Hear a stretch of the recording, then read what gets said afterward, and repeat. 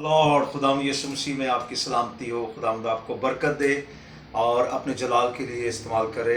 और आज जैसे कि हमारे स्टूडेंट्स ने ये बात कही थी और आज उनका ये सबक भी शुरू हो गया है मुकाशवा की किताब में से 7 कलीसियों के बारे में। तो आज सबसे पहले जो हमने पसंद किया है, आज इस कलीसिया का हम मुख्तसर तौर पर मुतालिया करेंगे। पहली कलीसिया तो इफसस की आती है, लेकिन हम सरदीस की कलीसिया से शुरू करते हैं। और यहाँ पर मुकाशवा की किताब जब उसका 3रा बाब उसकी पहली आयत का मुतालिया करते हुए लिखा है, सरदीस की कलीसिया के फरिश्ता को ये लिख, जिसके पास खुदा की 7 रूहें 7 सितारे, वो ये फरमाता है कि मैं तेरे कामों को जानता हूँ। इससे पहले कि हम पूरी आयत पढ़ें, आयत ब आयत हम देखेंगे थोड़ी देर के लिए। सरदीस के लोग जो थे अमीर तरीन लोग थे, ठीक है। और याद रखें कि ये कलीसिया एक दूसरे के जो फासले पर पड़ती थी, 20 मील या 25 मील स्मरना से, और इसी तरह थवातीर से, लुदिकिया से। सो सरदीस की कलीसिया आकर चे खुदावंद यीशु मसीह को कबूल कर चुकी थी, लेकिन इनकी रूहानी ज़िंदगी जो है वो बिल्कुल मुर्दा थी। आप इसी तरह समझे कि जिस तरह आदम खुदा के साथ बातें करता था और खुदा ठंडे वक्त उनसे बातें करता था और खुदा उनके साथ रहता था, लेकिन गुनाह के सबब से खुदा उनसे दूर हो गया और वो बाग-ए-अदन से निकल गए। इसी तरीके से जब सरदीस की कलीसिया ने खुदावंद यीशु मसीह को कबूल किया तो ज़्यादा वक्त नहीं गुजरा, ये अमीर तरीन लोग थे, ये खुदा से दूर हो गए।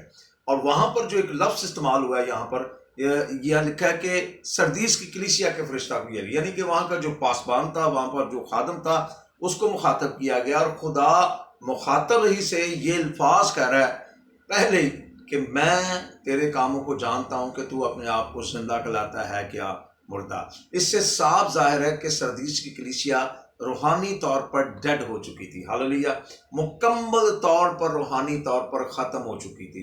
लेकिन आगे मज़ीद जब मुताला करेंगे, चंद लोग ही थे कलीसिया के अंदर जो खुदा के साथ चल रहे थे, लेकिन बहुत बड़ी तादाद में लोग खुदा से दूर हो गए थे। और वहाँ पर खुदा कहता है, जब आप सरदीस की कलीसिया का मुताला कि तू अपने आप को जिंदा कहलाता है मुर्दा, और आगे कहता है जागता रहा उन चीज़ों को जो बाकी हैं, जो मिटने की थी मजबूत कर, क्योंकि मैंने तेरे किसी काम को अपने खुदा के नज़दीक पूरा नहीं पाया।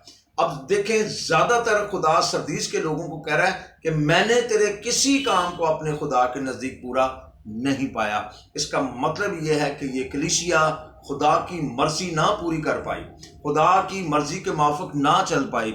ये खुदावंद यीशु मसीह के डायरेक्ट अल्फाज हैं जो खुदा ने अपने बंदे यूहन्ना रसूल के वसीला से सरदीस की कलीसिया को ये अल्फाज दिए। तो आज भी अगर हम देखें तो बहुत से हमारे मसीह बहन भाई ऐसे हैं जो सरदीस की कलीसिया की मानद हैं, जो मुकम्मल तौर पर रूहानी तौर पर मुर्दा हो चुके हैं, जो तालीम तो रखते हैं, पता उनको है। यहाँ पर मैं छोटी सी बात करना चाहता हूँ। बेवकूफ़ कुंवारियों के बारे में आप जानते हैं, मत्ती 25 बाब के अंदर उनके पास मछलें थी, कुपियाँ थी, लेकिन तेल नहीं था।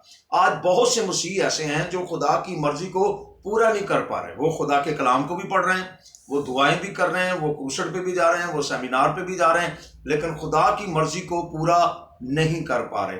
आज ये पैगाम उनके लिए भी है, उनको समझना चाहिए क्या मैं खुदा की मर्जी पूरी कर रहा हूँ जिस तरह सरदीस की कलीसिया ना कर पाई।